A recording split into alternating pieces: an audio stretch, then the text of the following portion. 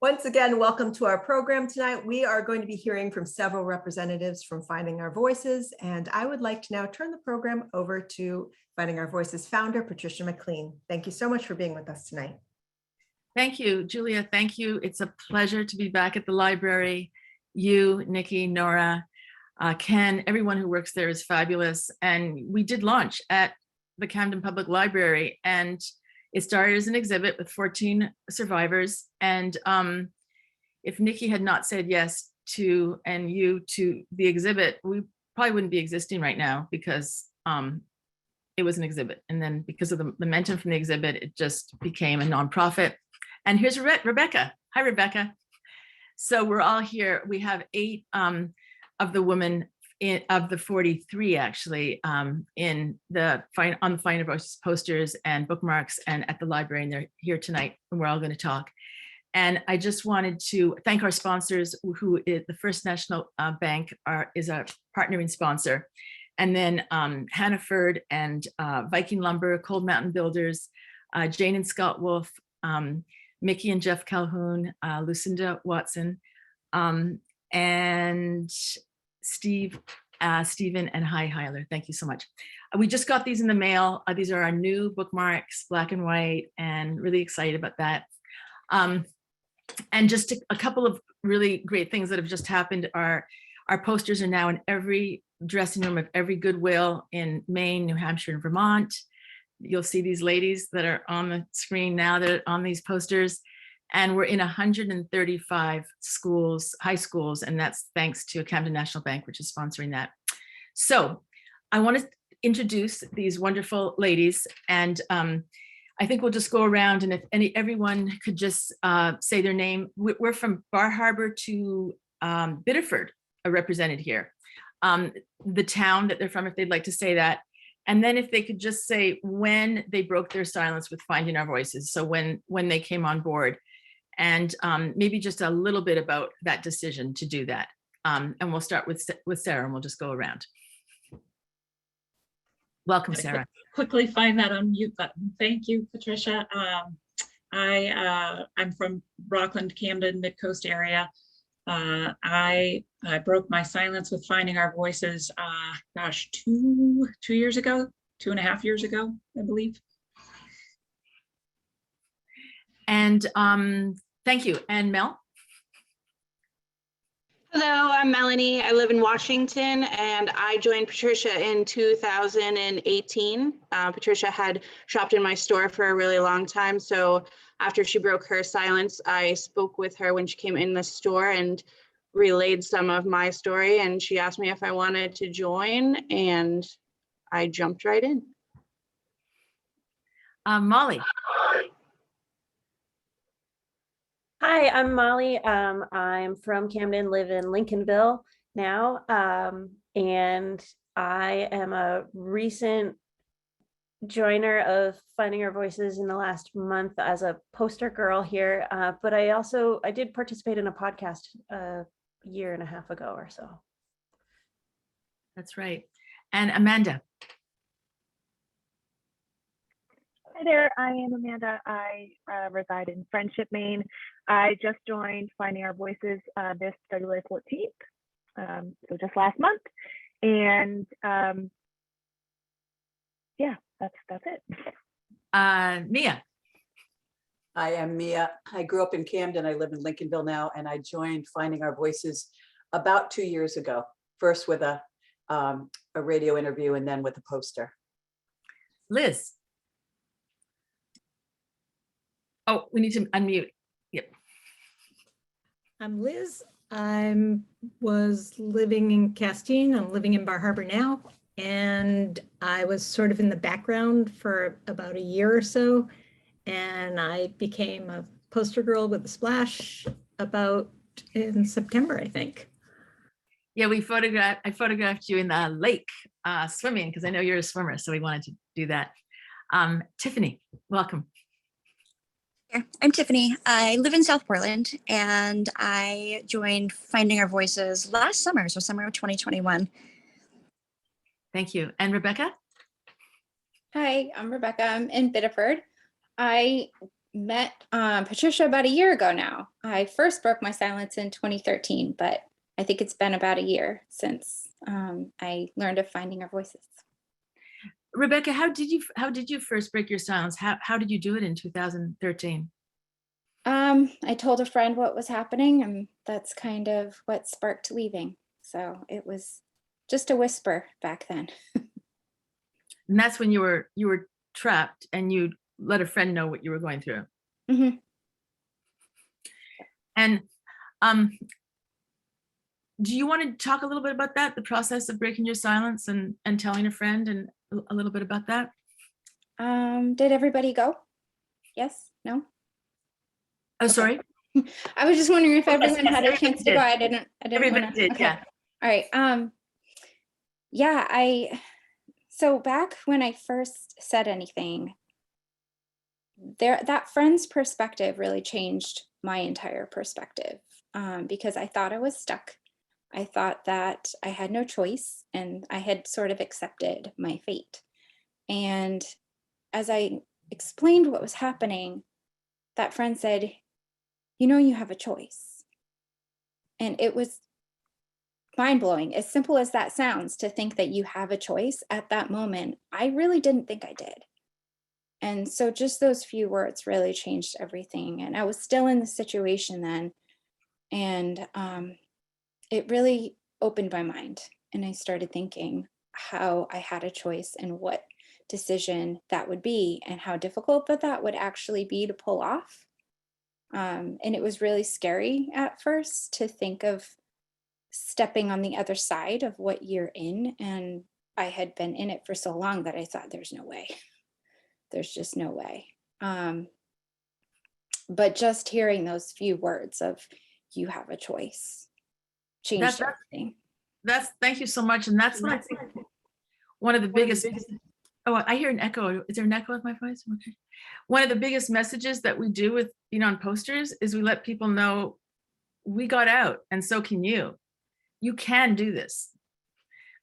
Liz, it's interesting because you got in touch with me because I was doing an art project or something in one of the towns, and I think you messaged me and said that you'd like to help sometime. And I did not connect Liz Cutler with the Liz that I knew from Castine when we had a house there when I was married. Our kids were friends when they were little. So we had this back and forth, and I didn't even know for quite a long time that this was you, because you had dropped out of sight. We were in Castine, all of a sudden you disappeared. And the word in town was that you left with another guy, and it was just, but anyway, can you tell me about, and then you to be on a poster too, because we've been in touch for a while. What prompted that? So just if you could talk about your breaking the silence. So I didn't actually break the silence initially when I got out. I just, as you said, I just left. I just got divorced, got out. My family was really supportive. He crossed so many lines. I just needed to get out. And that was all I can see. It never occurred to me about what would happen post-divorce. I just keep thinking I was like Dorothy saying to Toto, we got away, we got away. It took me a really long time to feel okay about saying anything about it, because I could still hear his voice in my head. And the whole community just saw it as two equals in conflict and supported some of the stuff that he was doing to me. Did you worry, like Camden's a small town, but Castine's even smaller. And you were a big part of Castine. You're very creative and you did a lot of art with the kids.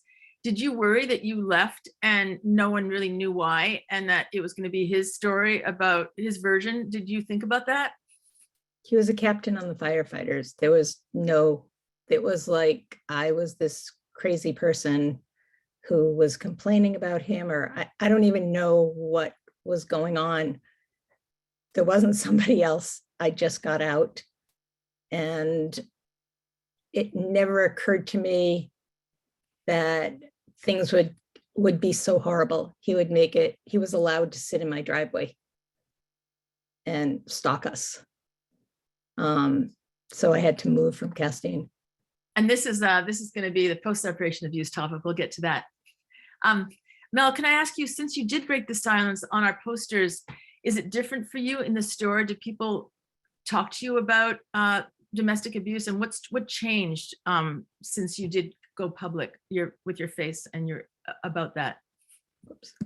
It definitely was eye-opening for a lot of people, because we were faces of the community, and it was a well-to-do family and a well-to-do business. I think the stigma around it was people just didn't think it could happen to someone like that. And because I hid it really well and I never really talked about it, no one would have ever known if I hadn't.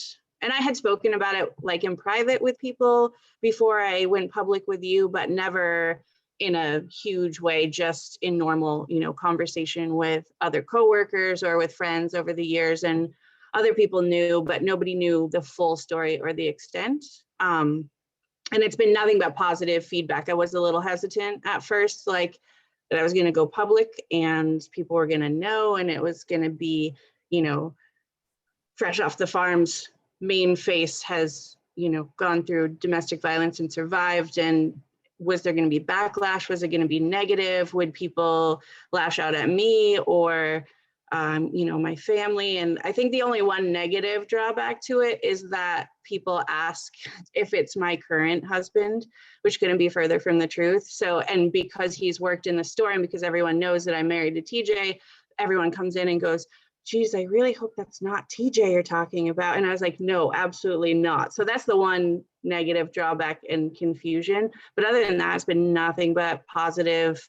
I've had people come in the store and share their stories. And then, as we know, we had the one person who saw our exhibit back in 2019, came to the store and asked for help. And then that's when I got in contact with all of you, and we helped her, and she made her plan and got out right away. So that was a really awesome experience. She just walked into the store and said, "You don't know me, but I need help. Can you help me?" So it's been really nothing but positive. Thank you. And Molly, we've been in communication for quite a while. Was there a deciding factor for you for deciding to put your face out there as a domestic abuse survivor? Yeah, I want to just tag on real quick with Mel. So her current husband was my first job in a boatyard foreman. And so, and Mel and TJ were close back then too. And I heard about stuff going on with Mel then. So it may have seemed like it was quiet, and I don't know any of the details, but I forgot about it. And then you went on the poster, and I remembered that stuff coming up at the boatyard when I was 16, 17. So we think no one knows, but a lot of times people do know. But people do know. They may not know you well enough to say anything, but I think they do know. And I think that's something that, even for me right now, is important to be remembering. You're good at covering it up, but you're probably not as good as you think. True. And I talked with Patricia a while ago, and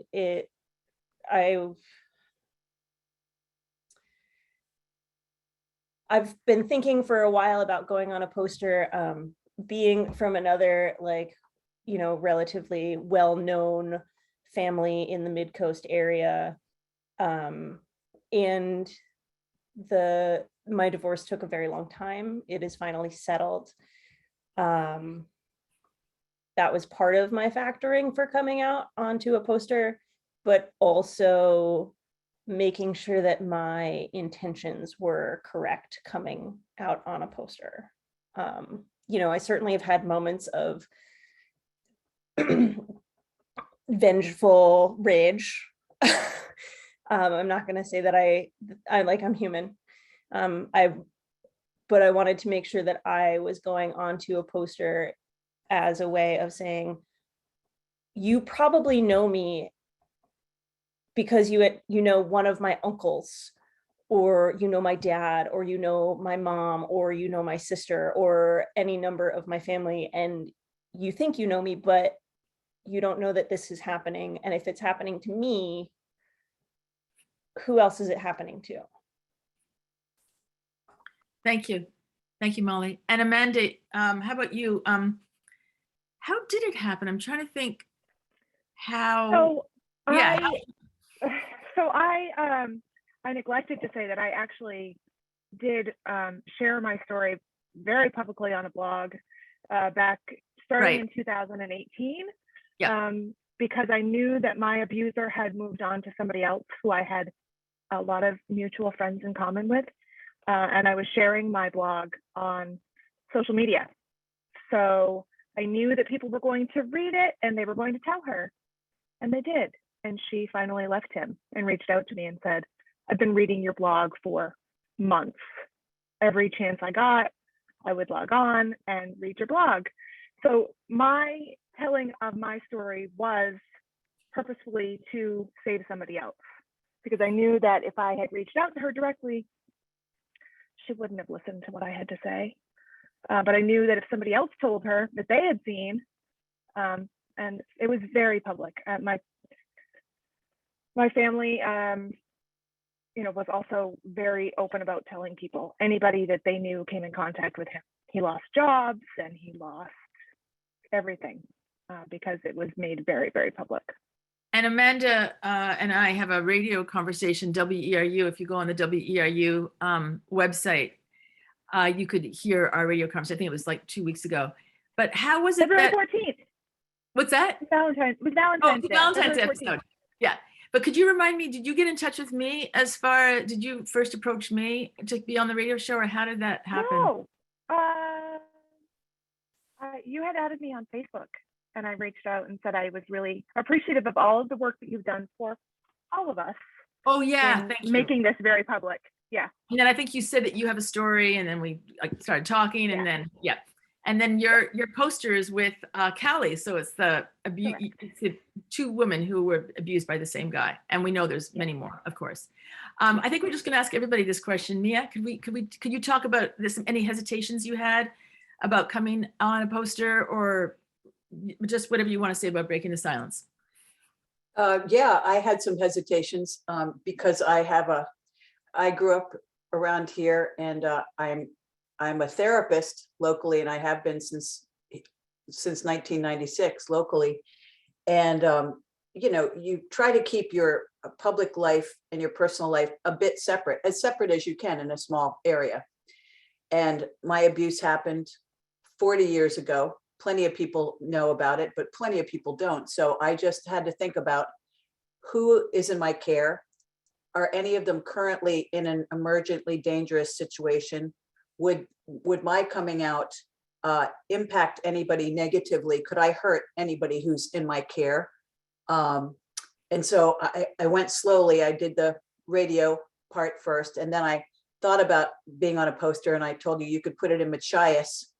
And then you and some other people talked to me about the importance, the value of having a community person who's a public figure, as most people are in a small town, somehow, whether they're a teacher or a writer, and whatever they do.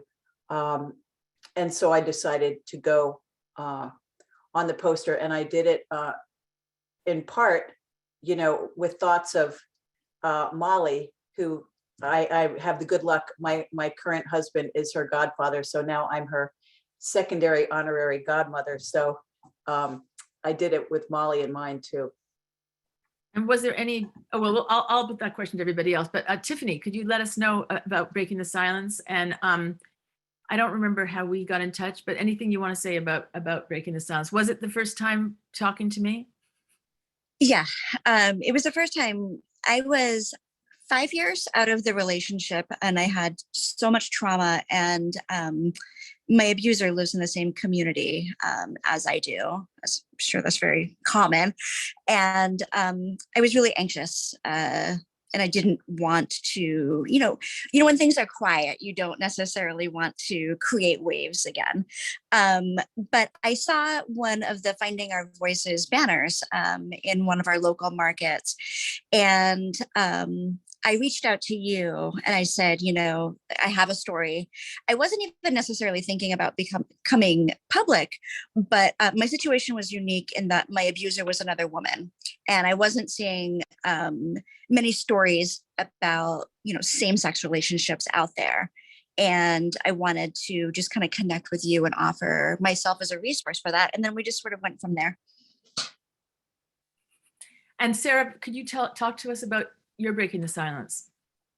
Yeah, I think similar to you, Patricia, the silence was broken for me when his picture was on the front page of the paper after he was arrested for domestic violence stalking. I found a tracking device on my car, and that was after our separation. And so, yeah, I didn't really have a choice, although people did tell me, because I was the woman in the article.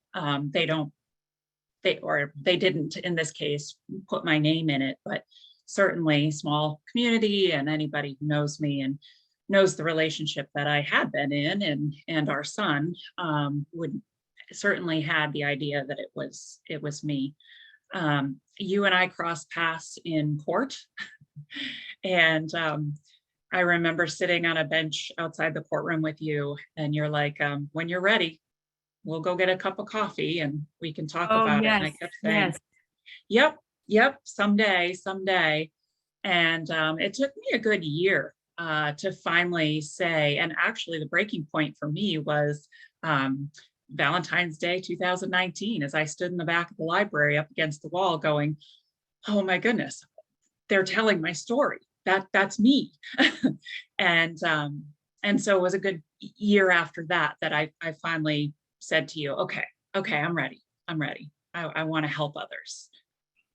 Because we knew each other from quite a while. From Pop and Pack, your business, for years and years. Global Package. Yeah.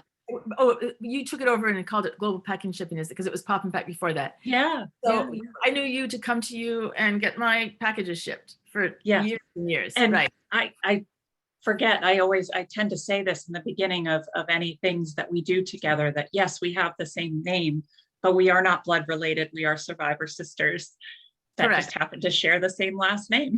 Correct. And my lawyer, Chris McLean, is not related to me either. No. Yeah. But Tiffany, you said something about, you mentioned why you might not want to break the silence. And I think you said something about stir things up, I remember that. Like, I remember someone saying like, why would you want, like, this is before I ever thought about this exhibit or anything, but it was just like, why would you want to, hit the hornet's nest or something? Like, there's all kinds of expressions about that. And it's valid. Like, when you hear something like that, you probably think about that. You're like, yeah, I mean, things are finally quiet. Like, why would you stir it up? And breaking the silence, sometimes that's one of the reasons you might not want to do that, because you'd be afraid of it. But does anybody have any, talk about any backlash that they got from breaking the silence? And how about anything they remember why just to put some things out there, why they were silent? Like, just if you remember why, if there anything comes to mind about specific reasons why you were. Sarah. I'll put this question out to everyone. Did you all know you were in an abusive relationship while you were in it? That's a good point. Let's have a show of hands. Who, while they were in it, would say that they were going through domestic abuse and were a domestic abuse victim? Let's put your hand up if that was the case. Okay, so during it, you felt that you knew it, kind of. So 4 people, right? Is that right? That Mia, Molly, Tiffany, and Liz kind of felt like they knew that they were. But that means that Sarah, me, Mel, and Rebecca didn't think we were in an abusive relationship. I didn't think I was for a very long time. And then it started dawning on me. And then there was the like, oh, how do we get out of this? But for a long time, I thought it was just like, oh, he's an alcoholic. He could just get better. And like, you should go to therapy. And like, maybe if I take him to AA, and maybe if I, like maybe if I do more things. I am a boat captain and a professor, and I am known for being like pretty upfront and like I can take charge. And I am, my parents would say like the last thing that I am is a Susie homemaker, but I was definitely living a 1950s Susie homemaker style life, cooking food from scratch, making sure that I like met him at the door with a kiss when he came home. Sometimes telling my son to go and like give Papa a big hug when he walks in the door, in the hopes that like maybe he wouldn't be as angry, or as like maybe we could postpone it at least until like bedtime. So it was a slow dawning of like, oh wait, this is not all alcoholics are abusive. And also it's just an excuse too. It's just it's an excuse, and the behavior isn't changing or getting better. And I still have moments of like, oh, but maybe things are getting better. Maybe it will get better. Yeah, you always think who here, I mean, in the first few months, like, was it great? What would people say about that? Like, anybody have any comments about that? Like, was it like better than normal, you think, with relationships, or sweeping off your feet, any of that anybody could relate to? Yeah, for sure. I would say that that's exactly how it started. The whole reeling me in, and the love bombing, and the, all of those things to make me not realize what a shitty human being he was on the inside. But the first time he hit me, we were only together for 3 months, and I was with him for almost 6 years. So I knew I was in, I just couldn't get out. Yeah. And that's what being trapped, right? And who was it that was saying about, well, Rebecca, you were talking about that. You didn't feel like you could get out. Yeah. So kind of like Molly, like it was a slow awakening. 10 years. It took me 10 years to realize that it was abuse. And even when I left and they charged him with kidnapping because I wasn't allowed to leave for 10 years, I thought, no, he didn't kidnap me. He married me. And then, no, it's not kidnapping. But at the same time, I think I believed it when I heard the jury, 13 unanimous jurors say guilty of kidnapping. But it took me up until that point, because in my mind, I found ways to justify it. Oh, he's just protecting us. It's too dangerous for us to, go anywhere on our own. I'm just, I can't protect myself. I just kept justifying everything and found a way to call it not even love, but like care, maybe. But also on the flip side, like Amanda, I knew I was stuck, like completely stuck from like, I pushed him away for 4 years because he wanted to date for 4 years. And I was like, no, he was just too intense. I was scared. And then something made me give in, and I stopped listening to myself. And I knew it from the moment that I said yes to his proposal that I was stuck. So it's a very conflicting feeling to feel like you're too stuck to get out, and yet at the same time deny that it's abuse and deny that it's kidnapping, even when anyone from the outside would be like, we haven't seen you, you can't do anything, and I don't know, it was a very complicated set of emotions. We block out and deny, right? Like so much denial and so much blocking out.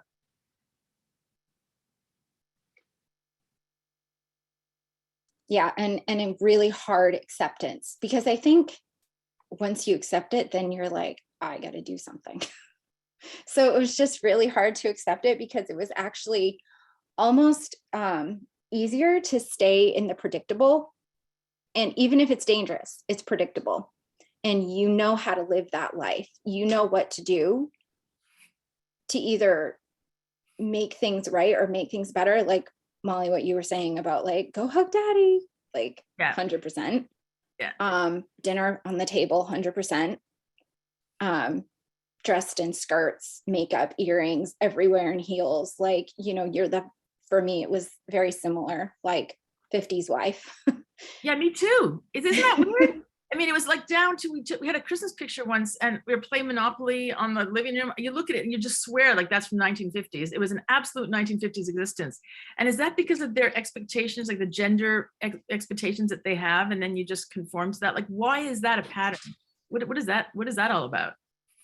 I think it might be, if I can say one more thing, is that he told me that I was made for him. His firm belief was that women were made for men. And I know that's not the same way, like in every relationship, like Tiffany, you know, it's a different, but like the firm belief was like, at least in my situation, it was those gender roles, and that it went back to like core beliefs of why women exist to begin with. Yeah, core beliefs, right. And then let's talk about mothers for a minute, because some of us have, it's interesting, like mothers have said to me, oh, it's a good thing. I'm glad that that's not happening in my family. And I know that their daughter's going through it.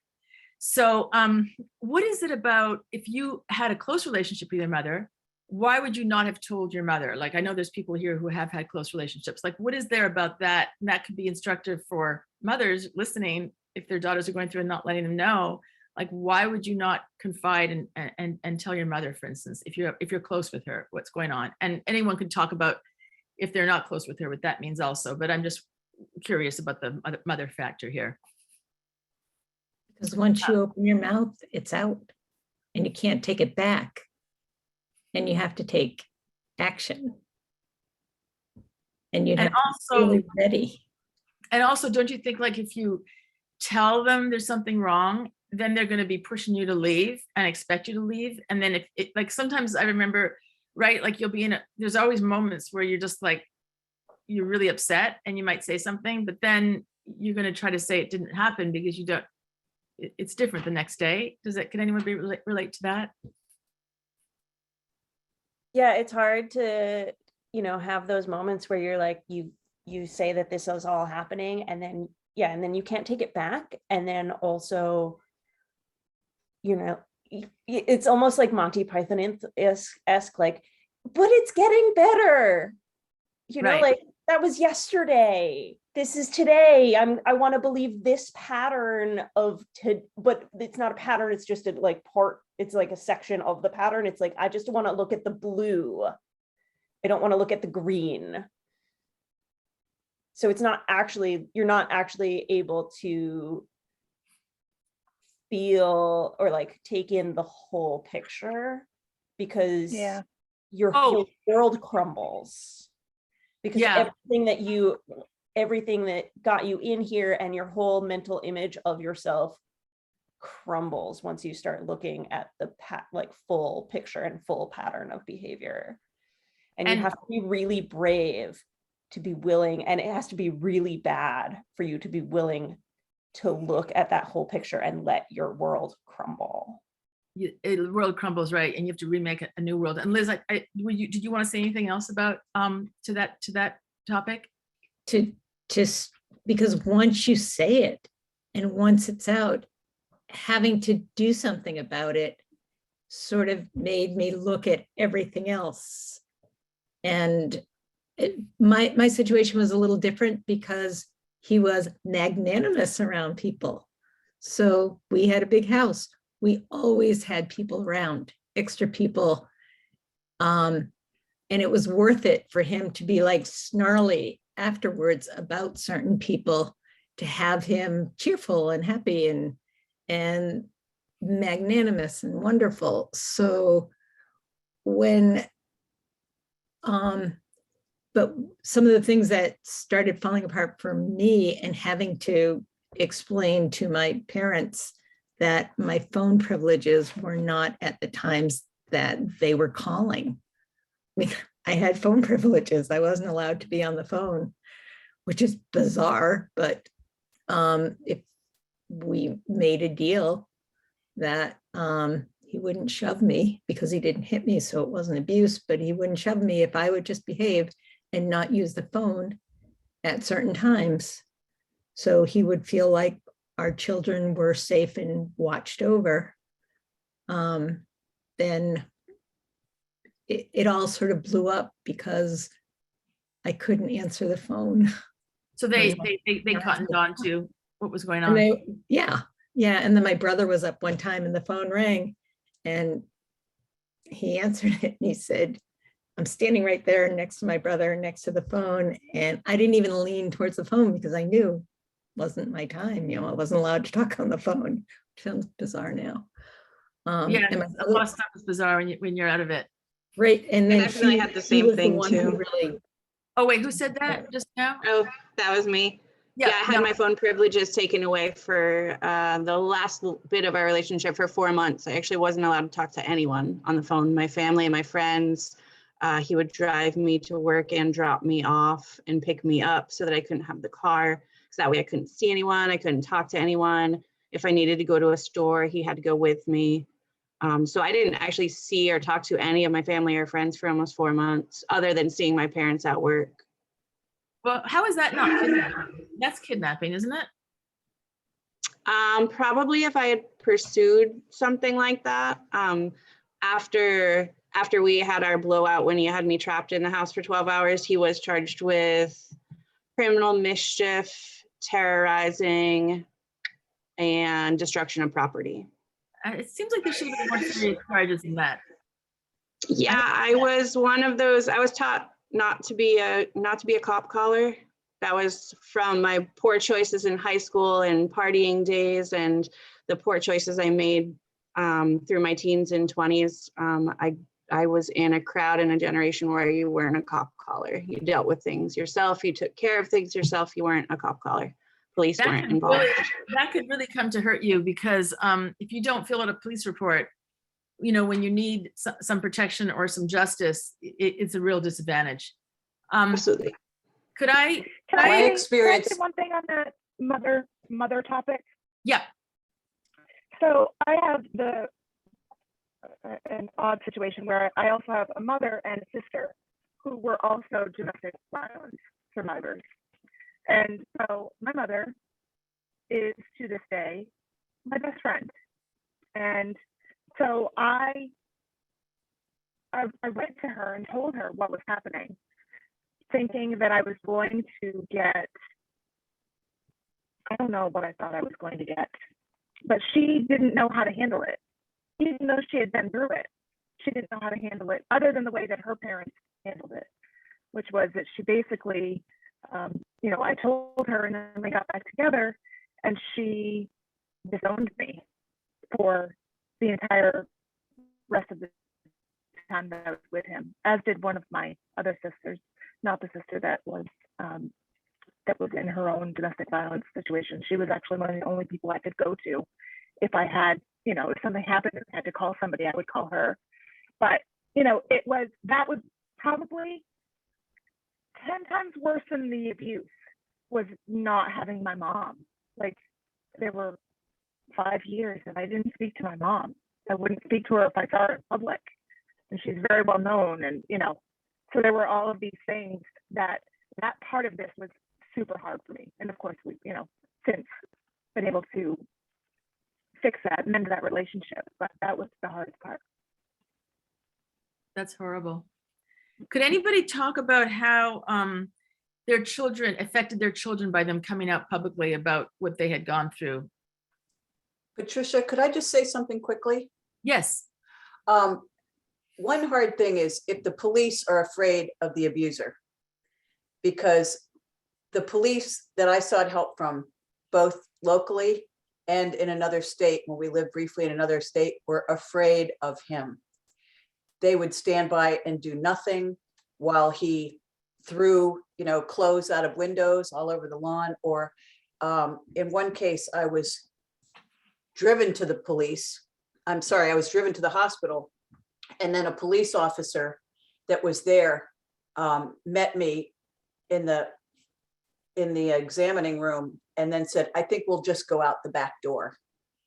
So he took me out the back door and gave me a ride in his cruiser rather than going through the front and confronting or say arresting, you know, the abuser. So that was pretty staggering. Wow. That was a while ago. And do you think that do you think things have changed, or do you think that things probably haven't changed? I think police are more educated and sensitive about the matter, but I mean, you know, but yet we have another sister survivor who was in the horrible position of being abused by an officer whose fellow officers protected him. Yes. So, I mean, I'd like to think the awareness is higher and there's more sensitivity and more following of rules, but I don't know. But being afraid of him, oh my God! Imagine if a police officer afraid. What do you think a woman, like, you know, who's in the house behind the door, behind the locked door? Tiffany, could we talk about your son? What his reaction was? Was that a factor for you coming out and publicly about the domestic abuse? And what was the? Because I'd like to open it up as someone asked about how the kids reacted to it. And so let's start with Tiffany. So I have a 16-year-old son, and my abuser was not his parent. So, you know, but he was witness to the whole thing. He was incredibly supportive. So he, you know, spent much of his, you know, elementary school years kind of being aware of this, you know, peripherally, and then, you know, a little bit more aware as he got older. I talked to him before I did a banner and before the podcast, and he was really, really great about it. And, you know, I said, hey, look, you know, this, you know, could, you know, kind of get out there, like if, you know, maybe some of your friends saw it or something, and, you know, really want to talk to you about this and make sure you're okay with it. And he was nothing but supportive. He was great. When the posters started going up in schools, I said, you know, listen, I can ask that, you know, if South Portland High School gets some, that, you know, maybe they not send my picture there. And he was like, Mom, it's really okay. It's fine. And does anybody else have any comments about how the children were reacted to it? Yes, Rebecca. So I think you've shared this, but I have a novel coming out that is based on our story. And before I wrote that, I asked my girls, kind of like what Tiffany was saying. I have two daughters, they're 13 and 15. And I asked them, you know, what do you think of me writing this? What if I turn it into a book? It's not a, what's the word I'm looking for? Memoir. Sorry, words are hard sometimes. It's not a memoir. It's not, it is fiction. And the names are changed. It doesn't say it's them. And not even everything in it is true to how it happened. But I used our experience as part of that. And I wanted to make sure they were okay with that. It definitely makes things hard, I think, to be vocal about it. But I also think that without being vocal, without sharing, without speaking up, that it would also show them that fear still is a factor. You know, I'm talking about it, I'm writing about it, I'm being vocal about it because I want them and I to feel like it doesn't have power over us anymore. So even though it's hard to talk through and work through, I still feel like for us, it's important to be able to have that freedom to share about it. The road to after, and Miss Amy at the Camden Library is talking about bringing you to do a book signing and an event at the Camden Public Library. So everybody, please look for that. Rebecca Lowell, The Road to After, incredible. A middle school book. And that's the thing is, didn't you say that your publisher, like, there's no, why is it that there's all these books about, you know, suicide and these divorce, very tough issues? But is that true that there are not a lot of books for middle school kids about domestic abuse? I think that hopefully it's a topic that will expand, and there are some that I've read. I don't know, maybe it is a really tough topic to write about. And I feel like in publishing, there's been a lot of thought about writing about issues that maybe you don't have personal experience with. And that could be part of it too, is that, you know, people are trying to be really respectful and not trying to write about something that maybe doesn't feel like it's their voice, their story, or There's their so experience. many women who've been through it. There's got to be a lot of authors who've been through it. There's got to be. I'm sure there are. I'm sure there are. And I think you have to have that willingness to be able to share about it. And it's not for everybody, and that's okay. You know, it's tough. So I know that it's going to take a vulnerability about it to be able to talk with kids and share and answer questions. And kids ask the greatest questions, so I know they will come up. But yeah, it definitely, it puts you out there. You know, if you're going to talk about this, you have to be prepared to understand the ramifications that it can have on your kids, and to be able to talk with them and be there for them and support them and help answer their questions too. I guess that was the point I was trying to make, is that yes, it's hard. None of this is easy for any of us. And I think like maybe it depends on the kids' ages. I don't know if that's true or not, but when I spoke publicly about it, my kids were over 23, and it had been so public anyway with the newspapers, but they didn't want me to be public about, they didn't want me to talk about it. But I just thought, you know, if they had been maybe 10 or 12, maybe it would have been different. But the fact that they were adults, I just felt this is something I have to do. I've been silenced for so long. I just can't, I'm not going to be silenced anymore. But do you think does everyone think it might have be different depending on how old your kids are, as far as if you come out publicly about it? Sarah, did you think so, or?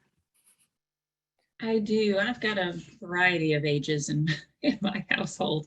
I've got two older kids that are teenagers from my marriage.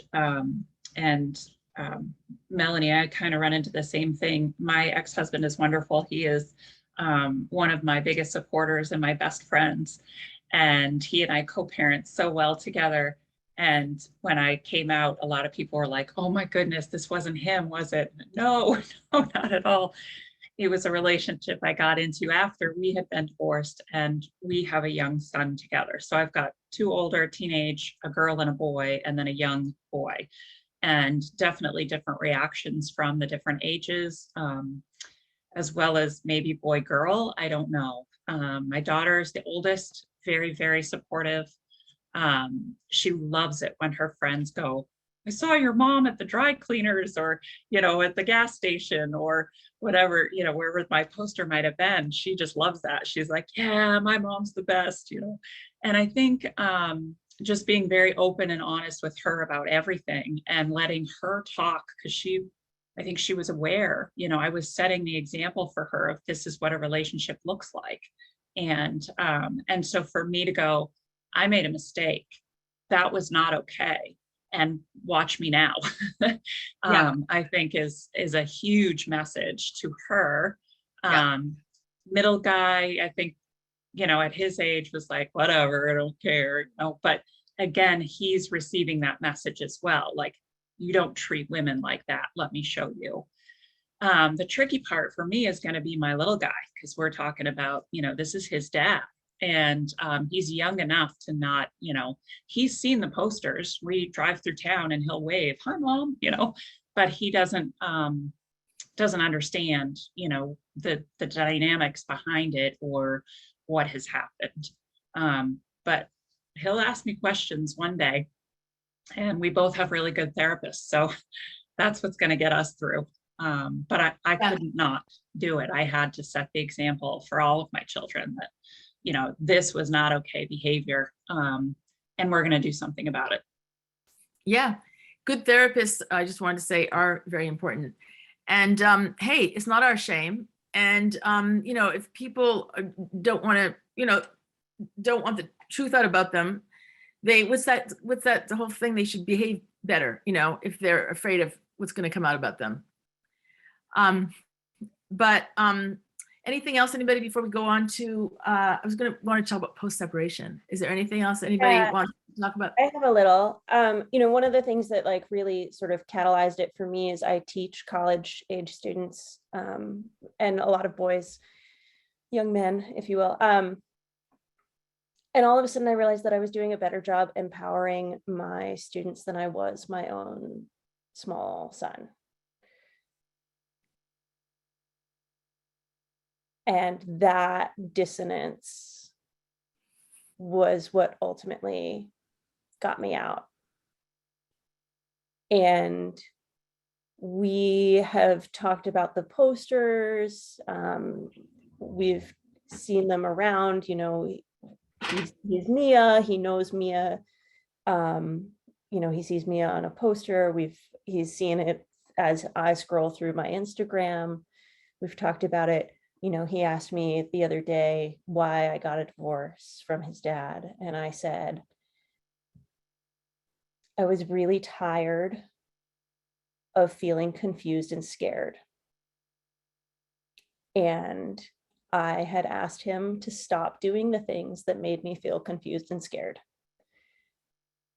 And it became clear that he either couldn't or wouldn't stop doing those things. And now, most of the time, I'm no longer confused and scared. And so we talked about me going on a poster for that reason. I kept it really simple, trying not to put his father down, but just to be really honest about what I was feeling and why I needed to go, and to think that he, by not speaking about it, I would be shielding it from him, or shielding him. That's a mistake. Shielding him from it is like, but he's in it. He's in it every day. He feels confused and scared. Yeah. He's seen it. He was here in this room that I'm sitting in right now when his father lit paper that was attached to the wall like on fire. Kids see more. Well, obviously saw that, horrible, but they do see more than we think they do. And talking about it also is what is going to break the cycle, right? Yeah. I was like, I can't be trying to empower these 20-year-old boys and saying like, this is how, like you treat a female captain the same as you treat a male captain, with respect. But I'm not living that at home with my son. Like I couldn't live that anymore. So, that was ultimately the driving force, but before me getting out and also speaking up. Thank you. Let's talk about post-separation abuse, because a lot of people will say, they think, right, like you leave and that's it. Like we want to get the message out that there is a brighter life on the other side, but I think the word might be eventually. So if anybody is new to domestic abuse, maybe they're not familiar with the term post-separation abuse, but I'm going to put that out there if anybody has anything to say about that. Yes, Sarah. You know me, I have a lot to say about that. That is my life. I am 5 years out. I was only in the relationship for 4 years, and it continues. And so, yes, keep looking at that brighter light. There is light on the other side. My message would be get out no matter what.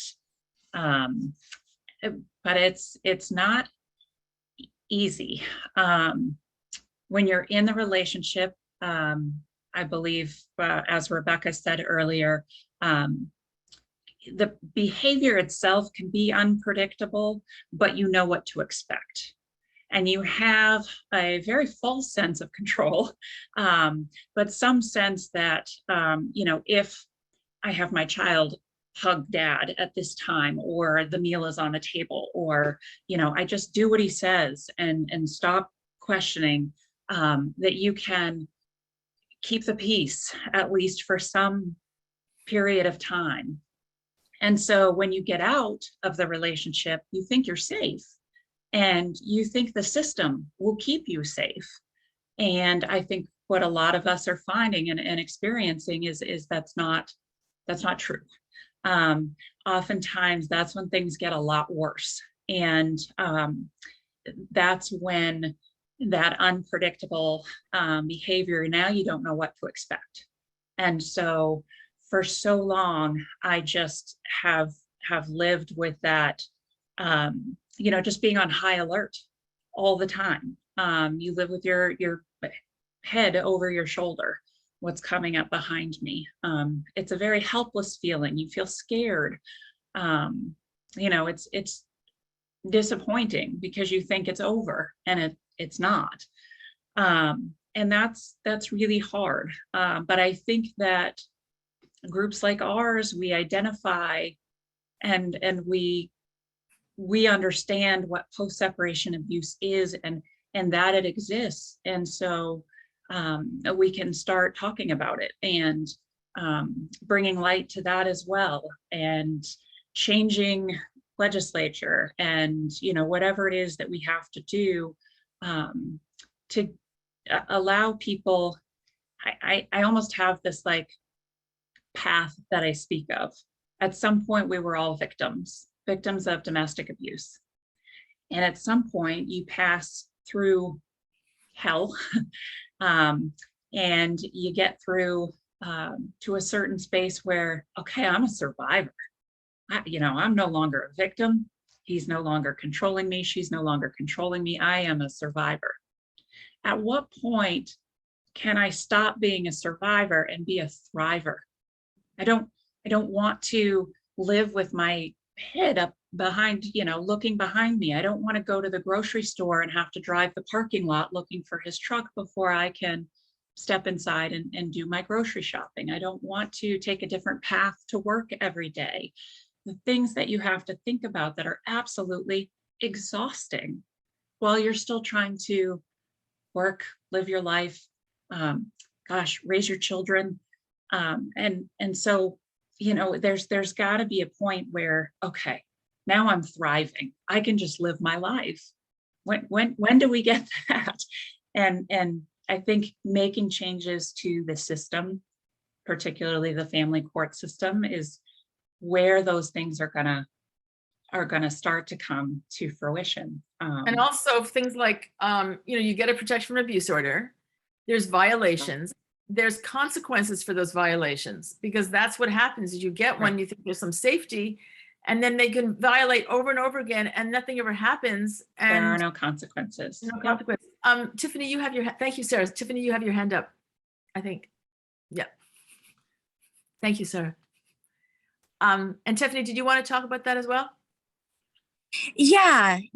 I think for me, yes, similar to what Sarah said, absolutely get out at all costs, for sure. And yes, life is beautiful on the other side eventually. I think just being prepared, because for me, I didn't know a lot about this, and I'm several years out. But that post-separation abuse, it rivaled, if not, surpassed anything that I went through in the relationship.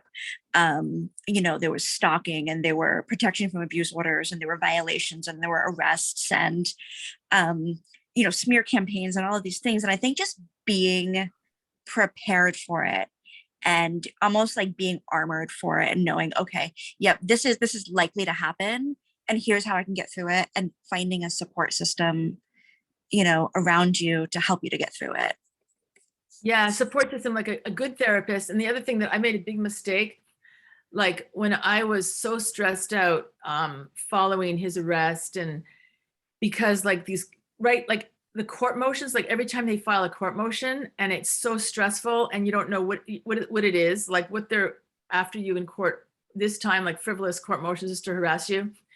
But I would be so stressed, I would be calling my lawyer all the time, because my stress was so high. And they're expensive. Like that's why a support system is so helpful, because if I had a support system, that's what I would have done. Like I would have been able to say, you know, like Finding Our Voices does that. Actually, we have a weekly private online support group, and or you know, there's a 24/7 hotline with you know, domestic abuse agency. But calling that's what I ended up doing, call my lawyer, because I was so, and then he would like, you know, he was very comforting, but it was just so much money. And that's so you got to figure out what people's roles are, and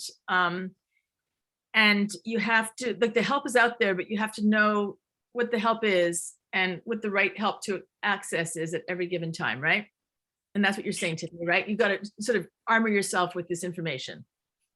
Yes, absolutely. And having people, I think that for me, you know, every time something would come up, I'd be like, oh my gosh, you know, my life is over. You know, my phone connected to Bluetooth in her car because she's stalking me, or my kids saw her, or, you know, this happened, a note on my car, or this, you know, all of these things.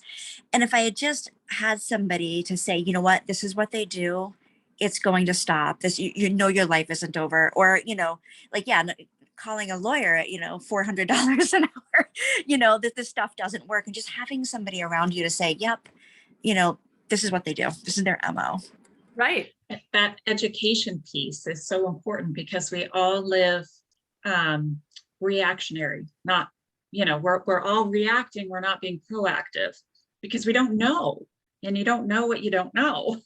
And so, you know, it's so hugely important to have, you know, support system. Yeah, and that's the same, like with the radio show that I have, I love that with the conversations, because you listen to women who've been through it, and you understand more and more. And on the posters and the different ways we're just getting messages out and our voices out, so people understand what, you know, what this is all about. I'm just gonna plug my computer in because I'm running out of battery. And so, does anybody else have anything to say about post-separation abuse? Rebecca. Yeah, so the things that have happened since I left have not been anything that I could come back and say, yes, definitely it was him. And that's one of the hardest things, is that I haven't been able to like pursue anything. Like one time, a car drove around the barn at a place I was living before where I'm living now. They shut off their lights, they drove around the barn and left. And it was really odd and really freaky, but it was in the dark and they shut their headlights, and like I don't know who that was for sure. And another time, someone that was in the batterer's intervention course with him reached out to me. I had to do some digging, but I learned later that they were in the batterer's intervention course together. He tried to get me to go to the Cumberland Fair. Someone I knew from high school happened to like be friends with him now. And I think it was just to try to get us there to see us, but I caught on to it thanks to someone else who said, hey, by the way, don't talk to this person, they're in this. And so some things have happened that I have not been able to prove. And it's been 9 years now since I've been gone, and I'm still holding my breath for the shoe to really drop. Like I look everywhere, I scan everywhere. I cannot go to crowds without constantly searching. So I feel like a lot of the what did you call it? Post-separation abuse. Post-separation abuse is also just happening in my head. It's really, really hard. PTSD is a real thing. Oh, that's and I real. feel like PTSD is as much of post-separation abuse as things that you can prove and quantify. Yeah, and how Because unfair not a that day is. goes by that my life isn't different than someone who hasn't had to live with trauma. I Yeah. live differently because of it, and I'm sure Yeah. you all do too. And they go sailing on to the abusing the next partner and no consequences, and we suffer every day, you know, from the repercussions of this. There's no way that you can go through that hell and stress and not have ramifications and repercussions. Yes, Mia. I was just at my annual psychotherapy conference in Washington, D.C., and I went to a day-long training on PTSD, and I wasn't surprised by this, but women overall have a much higher incidence of PTSD than men. And I feel like you hear about PTSD with male soldiers all the time. Combat veterans, sure, you do. And we think about that, but think about women's lives from infancy to the end of their lives, and think about what our system is like. And then it's not so hard to put that together. That's very true. A number of you have loving partners, and who are not the men that we're talking about on the poster. And can we talk about that? Because I know that that comes up a lot of times, like women, how do you trust again? Should you trust again? And, what do you carry into the next relationship from the first? And could we talk about anything anybody has to say about that? Yes, Mel. So I would just like to say, my children were little, and I'm not their birth mom. I actually raised my first abuser's daughter lives with us. And she is 22 and her brother is 26. They were actually 4 and 6 during our time together. I raised them for 4 years when they were little. Wow. They're actually part of the reason that I stayed with him as long as I did, and the reason I went back even after there was police and court involvement, because I needed to make sure that they were safe, and I knew if I wasn't there, they weren't safe. So I actually went back. I had the charges dropped. I went to his probation officer and wrote a really nice letter, and all the restitution was dropped. All the charges were dropped. The no contact order was dropped. And then we started working it out to get back together so that we could have the kids back, because he had actually lost the kids after he had been arrested and removed from the home.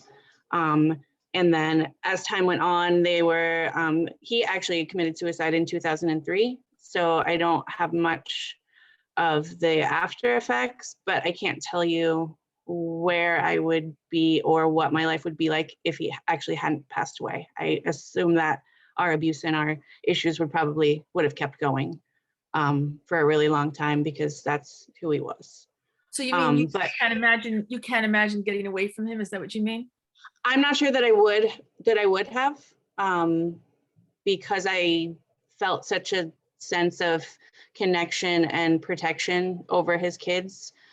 I would have died for both of those kids, and I almost did, to make sure that they were okay and that they were safe. And I probably would have let him kill me to make sure that those kids were okay. And Mel, at the time, there was no getting the kids out of they're his kids, so you couldn't really. They're his kids, yeah.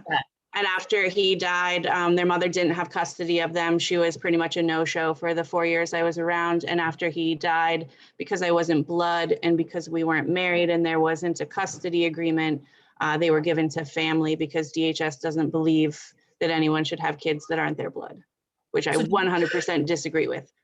So did you not see them for a while because of that? I saw them for a little while until they were adopted by their grandparents in northern Maine. And we continued our relationship for a while until those grandparents sort of pushed me out of the picture and convinced the kids as they got older that many things that happened were my fault, that his death was my fault, and that I was a really despicable person. So we actually lost our relationship for a little while. And then we were able to rekindle it. I actually went public with you before I had rekindled a relationship with either of them. Oh, wow. Her brother had actually been with us. He came back to us in 2015. And he's sort of off doing his own thing right now. We have a limited relationship at the moment, but she came back after I had already gone public.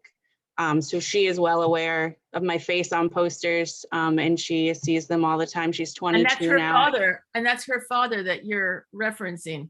And Mel, yes. I think that's TJ in the back, but did you want to talk about how you could come into another relationship after the horror of that one? Yeah, so I had actually been dating TJ before. I had dated her father. That's how I met her father. So TJ and I had already dated. We had already known each other, and I knew what a good person he was. And I knew that he was stable and secure. And I knew that he knew, he watched all of it. We were still friends and still around each other, and still he knew everything that was happening the whole time. He just couldn't get to me because I wouldn't allow him to.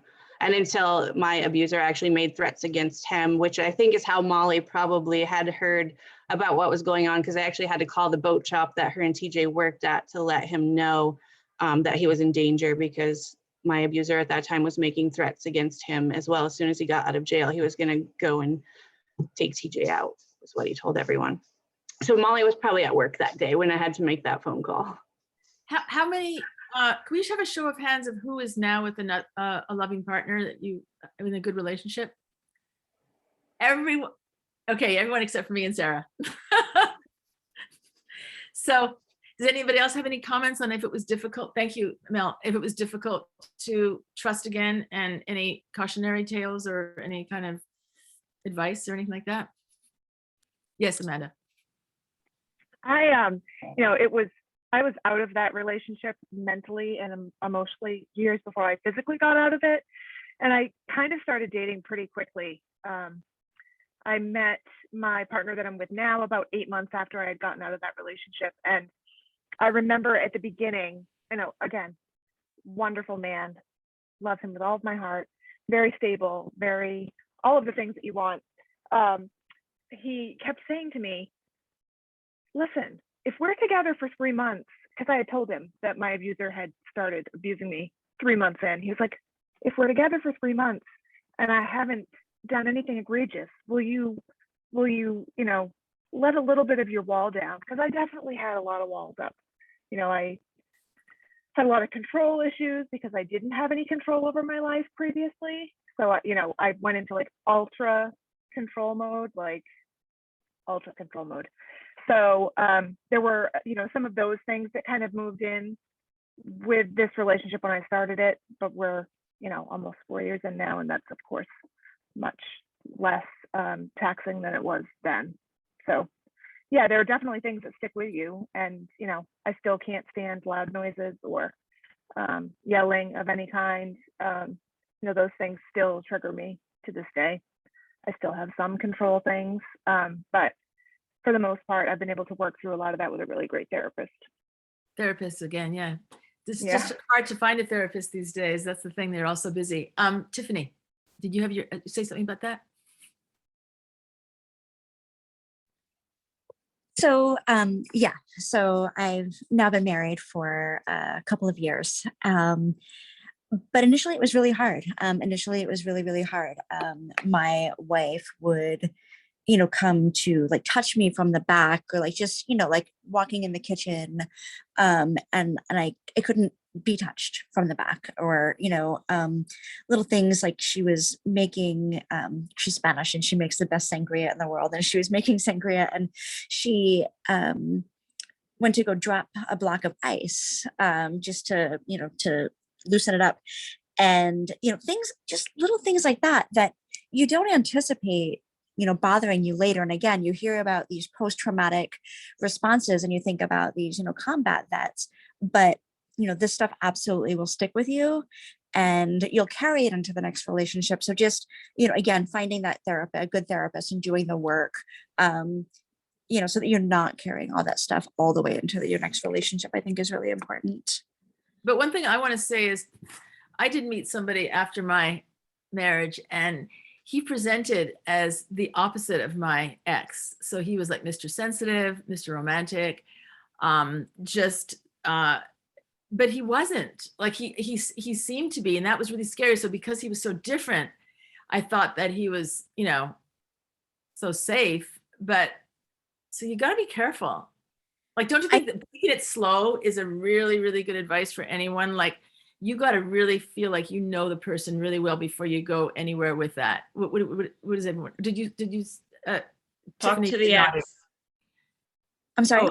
Did you have something to say about that? Well, yeah, I think that you have to, to know yourself. So definitely taking it slow, but also not going in with, the walls that will not come down, and kind of finding that balance and knowing yourself. Like, so for me, taking it really slow, but finding that balance, because I am somebody that would kind of keep the walls up for far too long. Yeah. So just finding the balance, I think, is really, really important. Finding the balance. And Sarah, did you have something to say about that? I said, yeah, talk to an ex. Okay, yeah. Hey, that's the thing. Talk to the ex. Isn't that great advice? I mean, who would not say that if you start to date someone, what is wrong with getting in touch with the ex to find out? Because don't you think that if there was any issue, she would tell you? Like, what does everyone have to think about that? Talk to the ex thing when you meet somebody. Liz, your thumbs up on that. Yeah, Molly, did you have something to say about that? Yeah, I did my homework.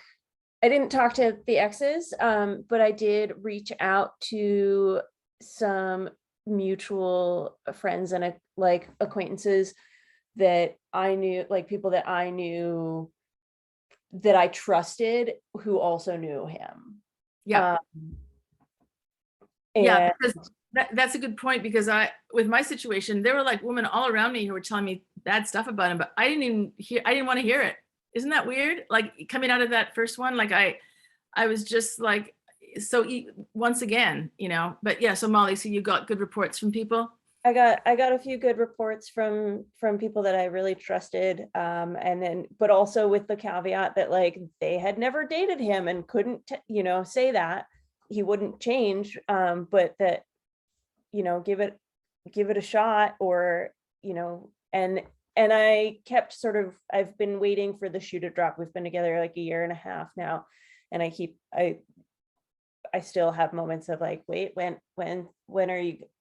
Can I talk to you about this? And each time I think that shoe is going to drop, it doesn't. But there's some really great research about like most, like people can only keep up a front for like 3 months maximum. So like that 3-month window is like a pretty good judgment of like. Yeah, that's probably a good point. 3 months, but seeing the person a lot. If it's 3 months not seeing him much, I don't think it counts. Yeah. And then the thing that has been maybe one of the most transformative things, because yes, we've talked about therapists and I'm seeing a therapist, and also therapists can be expensive and hard to come by. But one of the techniques that has been like one of the most helpful things for me in helping like regulate my nervous system so that I can live, and I'm not in full-on survival mode all the time, is a technique called tapping that Mia insisted. And she insisted on teaching me, but she kept talking to me about it. She was like, you should really try this thing.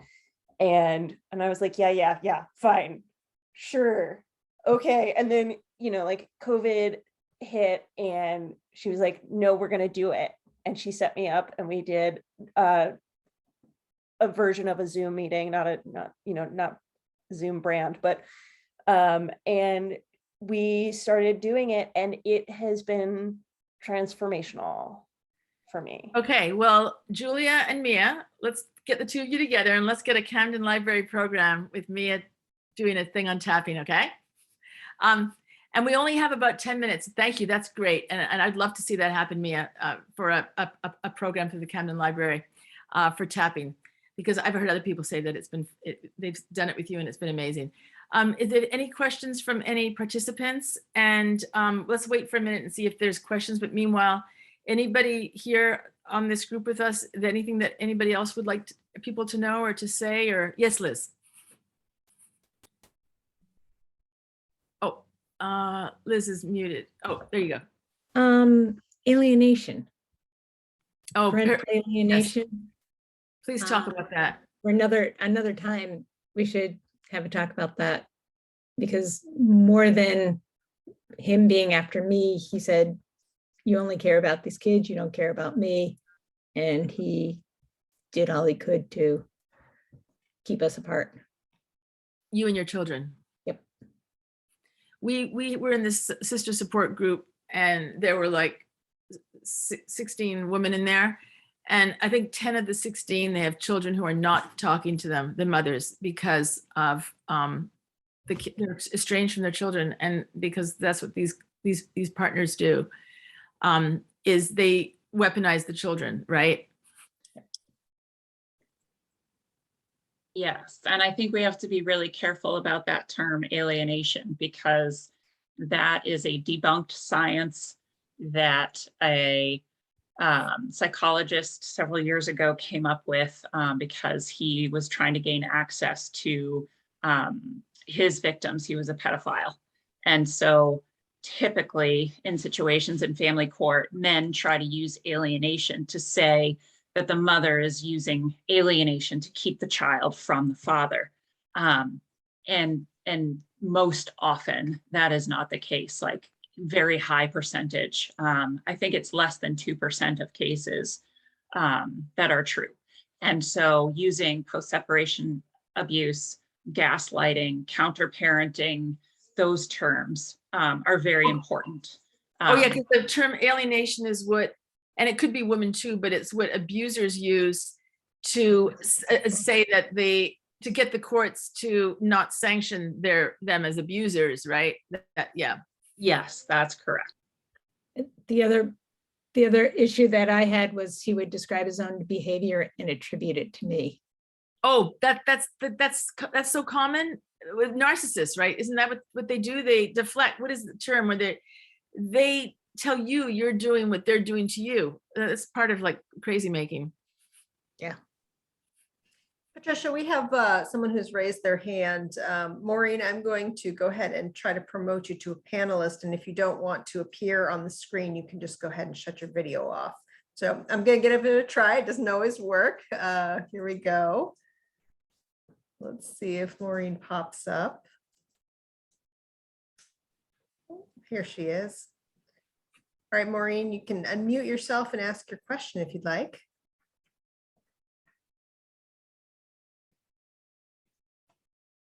We'll just give her a moment to see if she can unmute herself. All right, Maureen. It doesn't seem to be working, so it'd be wonderful if you could go ahead and just type your question to the chat and we'll get an answer for you. I'm going to go ahead and move you back to the. Okay, I Oh, unmuted there it. she is. Okay, Yeah. there you are. Hi. Hi. I felt compelled for a long time to. I'm a survivor, and I wanted to reach out, and I'm not going to go on and on, but I wanted to address two people, Patricia in particular, to say thank you for what you're doing. I'm a little bit emotional. And to Melanie, who actually showed up at my house about 8 years ago because a friend of my eldest son's mother wrote a letter to her telling her about me. And I don't know if she Your name remembers looked familiar. I know exactly who you are. And I have remained silent for a long time. And I just wanted to apologize to you because you made such a grand gesture at the time. And, I was just so deep in everything, and everything was so new to me. And I really didn't know how to handle you coming to my house when I didn't know you. And the kids were younger there. I mean, Dylan was 13 and I think Aiden was 10, or Aiden was 11 and Dylan was 14. It was a lot, but I wanted to thank you after all these years for, doing what you did and doing what you do. You're very welcome. There's no apology needed. We do the best we can do at the time when we have it. So, I do want to join this fight. And I'm sorry, I'm just really emotional right now. It's been too long. It's been almost 9 years. And it's been a lot. I've raised my boys. Dylan's 22 now, doing great. Aiden is in college at UMaine, doing great.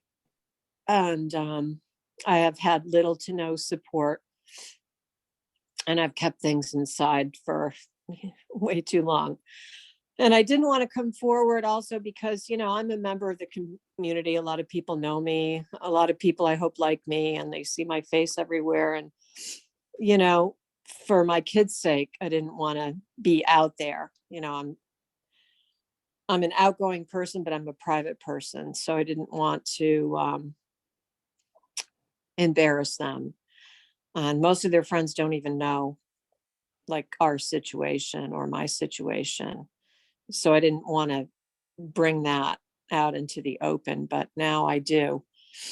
So I'm really glad that, you're all here. And well, you're here with us, and welcome to the sisterhood. No Oh, need what- to I would be apologize. honored You're to on have her on the poster with us too, Patricia. I would be honored to have her up on that wall with all of us because I know her backstory and the boys, and I think it would be amazing if she joined us, if she's ready. Well, it's not for everybody, but if that's something that you want to do, we can definitely talk about it. And meanwhile, you're with us right now on the screen and in our hearts, and we're a sisterhood. And come to the reception Friday at 4 to 5:30 if you can. Are you gonna think you might? No, I will. Okay. It'll give my son a chance to be alone with his girlfriend at the house. Okay, Thank you so much. thank you. All And, of you. You're really incredible women. And I'm sitting here listening to you tonight, just like, wow, all these years and all these feelings. I feel like it's me, it's us. And Yeah, it's hard to Yeah. keep that stuff. It's toxic, when you keep it inside, it's toxic, right? Ladies, would you it say is. that, that's what, and just releasing it, like, it just feels good. It is. Well, thank Patricia- you again for listening to me. And, I look forward to seeing you on Friday. Yes. Patricia, Wonderful. can you remind us of the resources that you have out there, how people can get in touch with you, or how people can Yes. get in touch with Finding Um, Our Voices? Because I think that's really important in case people Finding Our wanna reach out. Voices. Thank you. We're at findingourvoices.net. You can get in touch with me. You go to the website and there's a way to get in touch with me right away. But the email address is hello@findingourvoices.net. We have a host of sister support services. And there's also many ways you can join us behind the scenes. There's lots to do. And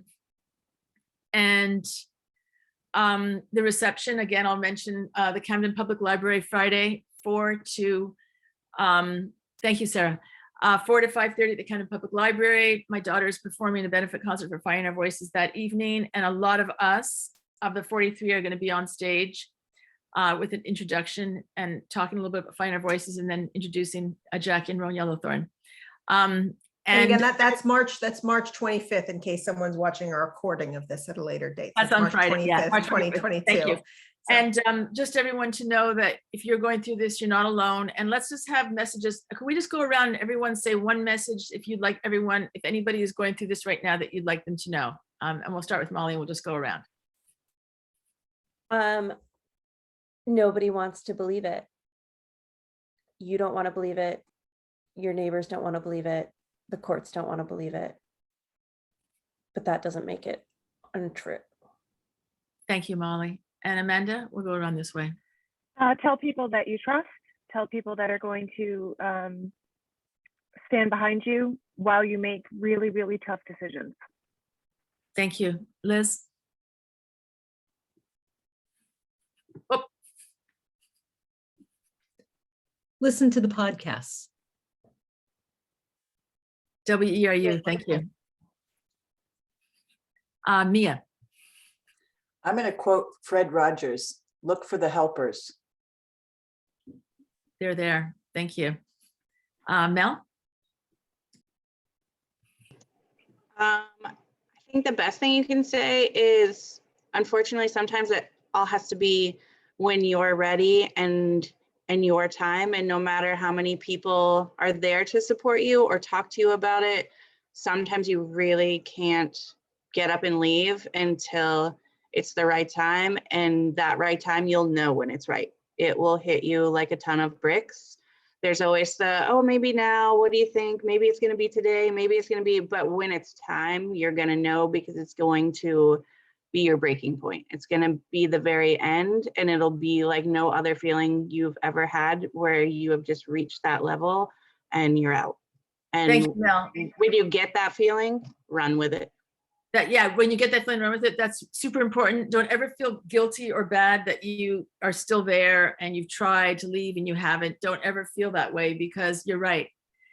That's what happens, is something will happen, and that'll be it.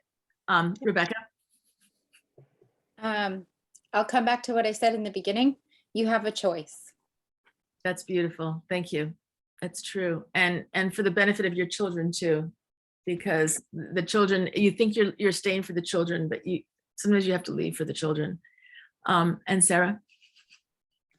Just because we've decided to come out and be public about our stories does not mean that you have to. It doesn't mean that you are any less than we are.